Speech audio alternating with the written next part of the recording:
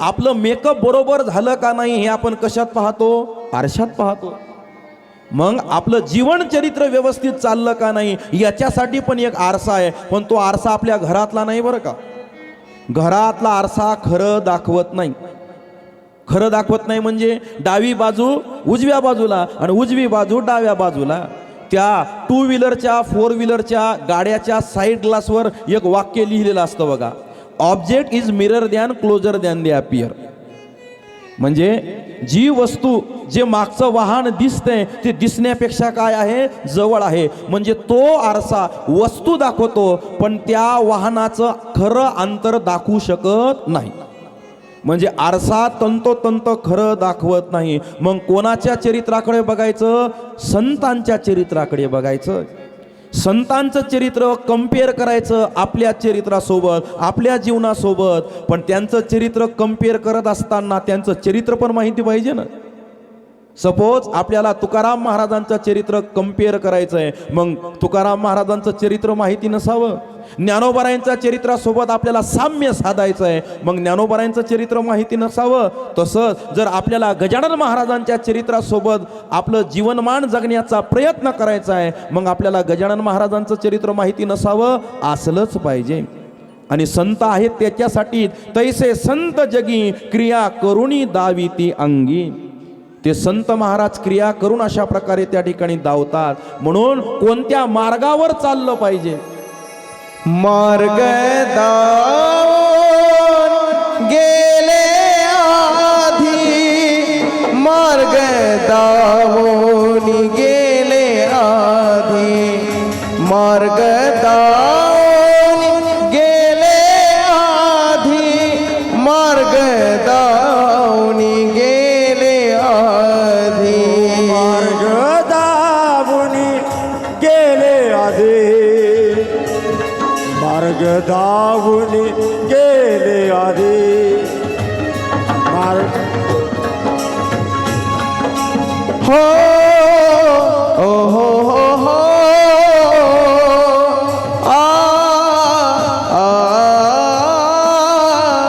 मार्ग दावून गेले आधी, मार्ग दावून गेले आधी, मार्ग दावून गेले आधी, मार्ग दावून गेले आधी, मार्ग दावून गेले आधी, मार्ग दावून गेले आधी, वाह, मार्ग दावून. जय गजानन.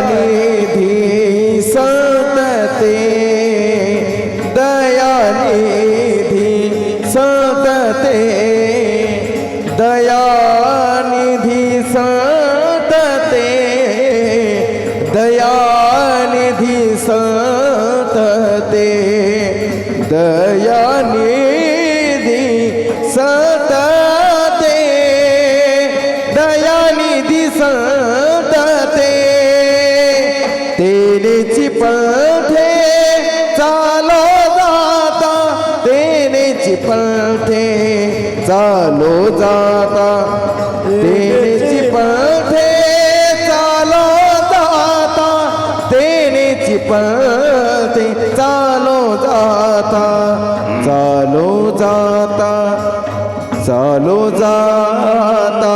श्री समर्थ श्री गजानन महाराज की जय. वाह. मार्ग दावुनी गेले आधी, दयानिधी संत ते. ऐका महाराज, मी बोलतो कशा करताना, त्या संतांनी महाराज आपला मार्ग अशा प्रकारे त्या ठिकाणी दावलेला आहे.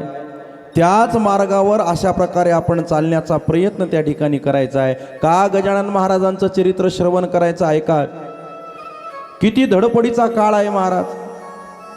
सकाळी उठल्यापासून रात्री झोपेपर्यंत माणूस धडपड करतो.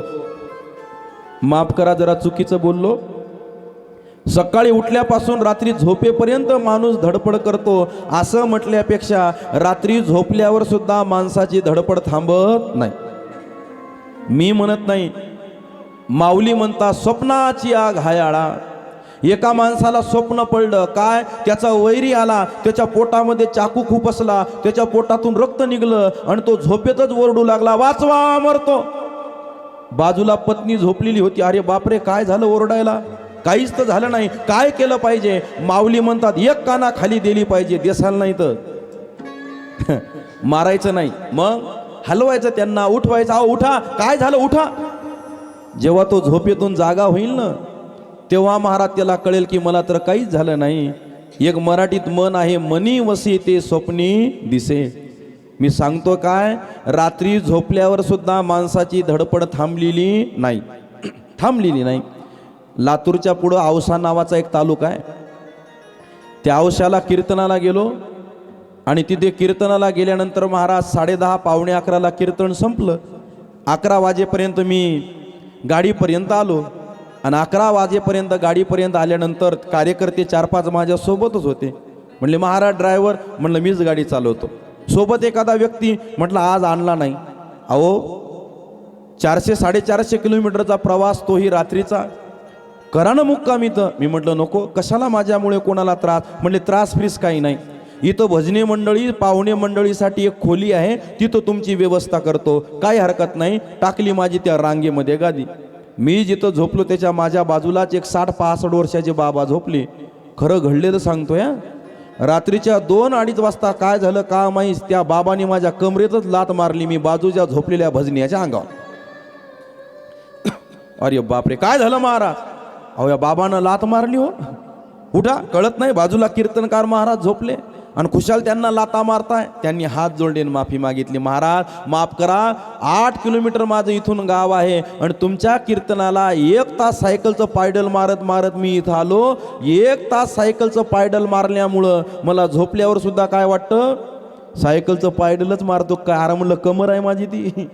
हां, म्हणून हां, दिवसा महाराज ज्याची धावपळ आपण करतो ना, रात्री तेच आपल्याला स्वप्न अशा प्रकारे त्या ठिकाणी पडल्याशिवाय राहत नाही. मला काय सांगायचं आहे का, जागृत अवस्थेत तर धडपड आहेच, पण झोपल्यावर सुद्धा माणसाची धडपड थांबत नाही. थांबते ना कधी, जेव्हा हे धड पडते तेव्हाच माणसाची धडपड थांबते. पण महाराज तेव्हा वेळ निघून गेलेला असतो. कळो येईल अंतकाळी, प्राण पाया नाचे वेळी, राहाती निराळी रांडा पोरे सकळ. तेव्हा वेळ निघून गेलेली असते महाराज. मग काय पाहिजे, या धडपडीच्या काळामध्ये कुठेतरी विसावा पाहिजे. मग या संतांनी आपल्याला मार्ग दाखवला. विसावा कुठे मिळेल, जाऊ देवाची गावा, देव देईल विसावा. या संतांनी आपल्याला एक मार्ग दाखवला. कशाचा? देवाच्या गावाचा. एक पंथ दाखवला. कोणता? भक्ती पंथ बहु सोपा. म्हणून ऐका महाराज, आजही तुम्ही शेगावला गेले ना, तर शेगावमध्ये एक गजानन महाराजांच्या दर्शनासाठी आलेल्या दर्शन स्थळी गेल्याच्या नंतर जेव्हा तुम्हाला रात्रीचा मुक्काम करावा लागतो, त्याच्यासाठी भक्त निवास आहे. त्या भक्त निवासापैकी एक भक्त निवास आहे, त्या भक्त निवासाला नावच दिलेलं आहे विसावा. विसावा. म्हणून महाराज तुम्ही कितीही धडपड करा आयुष्यामध्ये, तुम्हाला समाधान प्राप्त होणार नाही. पण 365 दिवसामधल्या एक दिवस जरी तुम्ही शेगावला गेले ना, तुम्हाला विसावा आणि समाधान मिळाल्याशिवाय राहणार नाही. ही जागा पवित्र महाराज म्हणजे आमच्या शेगावची जागा आहे, गजानन महाराजांची जागा आहे. म्हणून ऐका, कशासाठी गजानन महाराजांचं चरित्र श्रवण करायचं, जरा लक्ष देऊन ऐकण्याचा प्रयत्न करा. आज आपल्या कथेचं प्रास्ताविक चाललंय माता माऊल्यांनो, जरा लक्ष द्या. आज कळेल आपल्याला गजानन महात्म्य, गजानन महाराजांचं चरित्र का श्रवण करायचं आहे. जरा लक्ष देऊन ऐका. बरेचसे रोगाचे संकट आपल्या जीवनात येतात. रोगाचे अनेक वेळा येतात, वैयक्तिक येतात, पण एक सार्वजनिक रोगाचं संकट महाराज या जगावर आलं होतं. आणि ते संकट म्हणजे महामारी रोग होता. त्या रोगाचं नाव होतं कोरोना. ऐका, मी हे कशासाठी सांगतोय. माणसं बिमार पडतात, पण बिमार का पडतात याचं कारण आहे. तुका म्हणे पापे येतील रोगाची या रूपे. माणसाच्या जीवनातलं पाप वाढलं की माणसाला कशाच्या सामोरी जावं लागतं? रोगाच्या सामोरं जावं लागतं. या कोरोनाचा उगम देश जर कोणता असेल तर तो म्हणतात चीन आहे. चीन. महाराज, जगाच्या पाठीवर त्या चीन इतकं पाप कुठं घडत नाही हो, खोटं नाही सांगत. मी जर आता म्हणलं ना समोर आजीच्या अंगावर पाल आहे, नाही बरं, नाही तर उठून पळसाल. हा, म्हणजे आहे का नाही आपण याचा विचार करणार नाही, कपडे झटकायला सुरुवात करू. एवढी किसळ आणि भीती आपल्याला त्या पालीची वाटते. त्या चीनच्या लोकांना भिंतीवरची पाल सोडली नाही हो, खायची. त्यांचं अन्न, चीनच्या लोकांचं पाली, झुरळं, बेंडक्या, हे काय अन्न आहे का खायचं? मग ज्या देशामध्ये एवढं पाप होत असेल तिथं कोरोनासारखा रोग येणार नाही तर काय? मग आता शेवटी भारत हिंदी चीनी भाई भाई. भारतात का सगळे माळकरी थोडी आहेत महाराज? उलट कोरोनासारखा रोग आला म्हणून माळकरी सुद्धा महाराज माझी माळकरी झाले. का हो माळ काढली? म्हणे डॉक्टरनी सांगितलंय कोरोनापासून वाचायचं असेल तर आमका आमका खावं लागेल आणि तमकं तमकं पियावं लागेल. एक तर बहादर मलाच म्हटला, महाराज तुम्ही फार फिरता, झाकण झाकण का होईना पण पीत जाय. म्हणलं दे आणून. पण ऐका माता माऊल्यांनो, गळ्यातल्या माळी काढून कोरोना थांबला असता तर पहिल्या लाटीनंतर दुसरी लाट, दुसऱ्या लाटीनंतर तिसरी लाट आली नसती. मग गळ्यातल्या माळी काढून कोरोना थांबत नाही. पण ज्या दिवशी भारतातले 100% लोक माळकरी होतील, काय मिजाच आहे महाराज त्या कोरोनाची आपल्या भारतामध्ये पाय ठेवायची. ही ताकद आहे वारकऱ्याची, ही ताकद आहे भक्तीची, ही ताकद आहे महाराज गळ्यातल्या तुळशीच्या माळीची. पण महाराज कधी कधी मला प्रश्न पडतो, या जगाच्या पाठीवर भारतासारखे लोकच नाहीत महाराज. मरणालाही न घाबरणारे लोक. काय शिकलो आपण त्या 3-2-4 वर्ष त्या लाटीमध्ये? एवढे जवळचे माणसं आपण गमावले, पण तरी अजून नाही तिथं थुंकणं आपलं चालूच आहे, अजून ती अस्वच्छता करणं आपलं चालूच आहे. नाही आपण त्याच्यातून काही शिकलो. आम्ही भारतीय वासी. त्या अमेरिकेने एक मशीन तयार केली चोर पकडण्याची. 8 दिवसात त्या मशीननं चोर पकडला हो. तीच मशीन चीनमध्ये लावली, 4 दिवसात चोर पकडला. तीच मशीन जपानमध्ये लावली, 2 दिवसात चोर पकडला. तीच मशीन भारतात लावली, चोराने ती मशीनच चोरून नेली. आम्ही भारतीय वासी. म्हणून ऐका, काय शिकलो आपण त्या संकटातून? असो, मला हे नाही सांगायचं. मला काय सांगायचंय, रोग